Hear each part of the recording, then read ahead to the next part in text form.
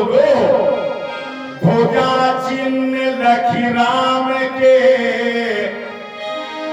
कहत कैकेयी बहन जो चाहो सो मांग लो राम खोली दो नैन।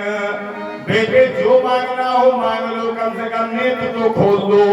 तो राम जी ने कहा कैकेयी मां से मां डर लगता है, मैंने कोई चीज आपसे मांगी और आपने न दी तो कैकेयी मां ने कहा बेटे इस शरीर में सबसे प्यारे प्राण होते हैं, कोई कितना भी बड़ा दानी हो लेकिन तन देना प्राण देना इतना आसान नहीं है।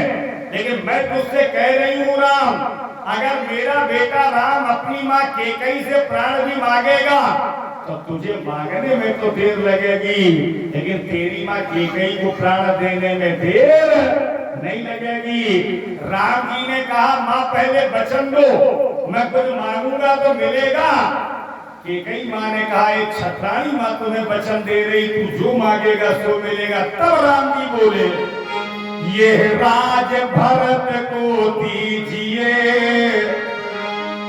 हम ही देहु बनवास काहे, जेहि कारण हमें अवतारो कहो सकल सुर काज।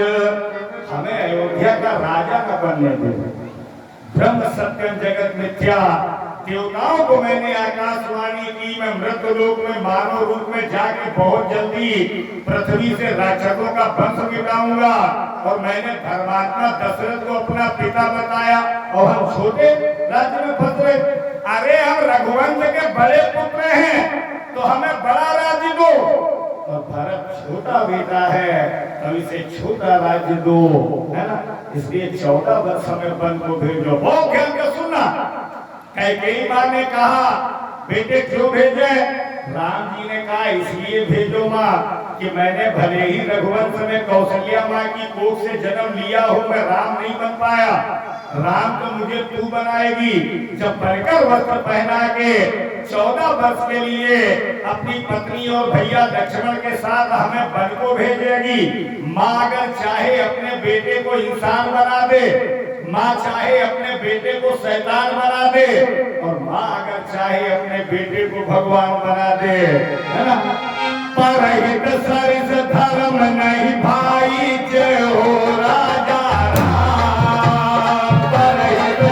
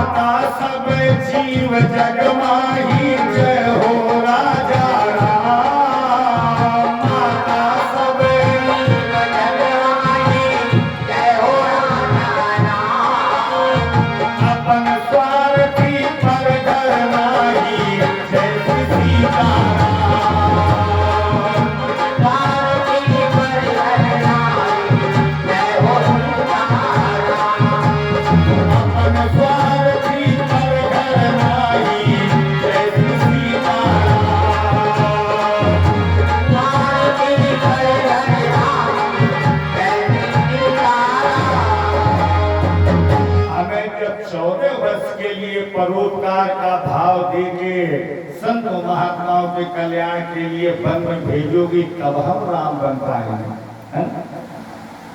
कितने लोग बैठे हैं, आप मंदिर न मानो, मस्जिद न मानो, केवल एक चीज मान लो, सारे धर्म आपके जीवन में आ गए, सारे उपदेश आपके जीवन में आ गए। परहित सरिस परोपकार, बस यही अपराध मैं हर बार करता हूँ, आदमी हूँ इसलिए आदमी से प्यार करता हूँ। चिल्लाने से राम राज नहीं आता। आरोप पंडित जी चिल्ला चले जाए, विधायक की सांसद की कोई संत महात्मा चिल्ला के चला जाए, चिल्लाने से राम राज परीक्षित जी आता ही नहीं है। राम राज लाना हो, जो भूखा हो भोजन कराओ, प्यासा हो जल पिलाओ।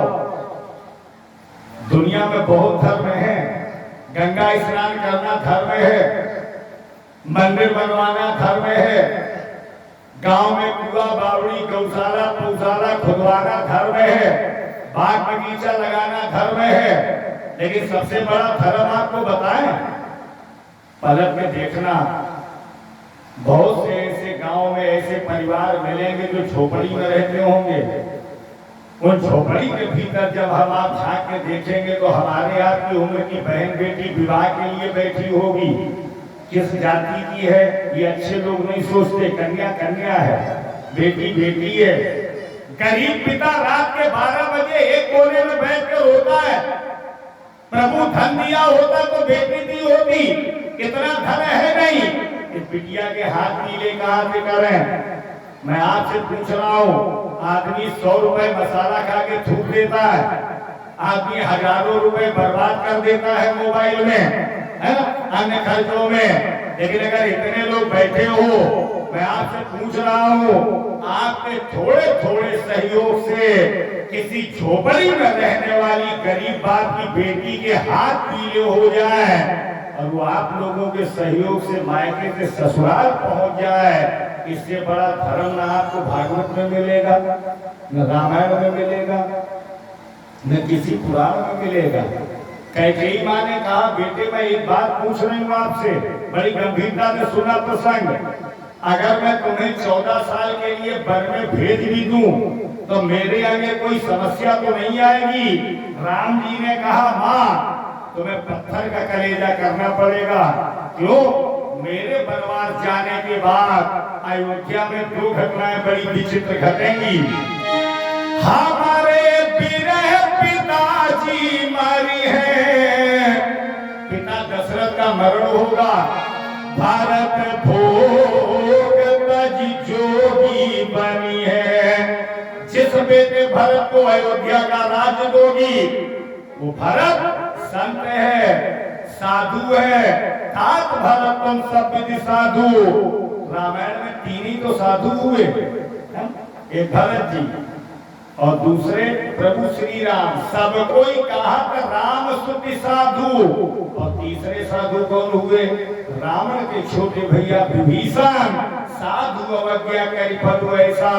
लेकिन कमाल देखिए साहब, 3 साधु और तीनों घर पे नहीं रहे, घर छोड़ के सब जंगल चले गए, हैं? इसलिए जब बेटे भरत को अयोध्या का राज्य दोगी तो भरत भोग गद्दी स्वीकार नहीं करेगा, योग गद्दी स्वीकार करेगा। वह मां कौशल्य कैकेयी मां ने कहा, एक बात समझ में नहीं आ रही, मैं अगर 14 साल का वनवास देके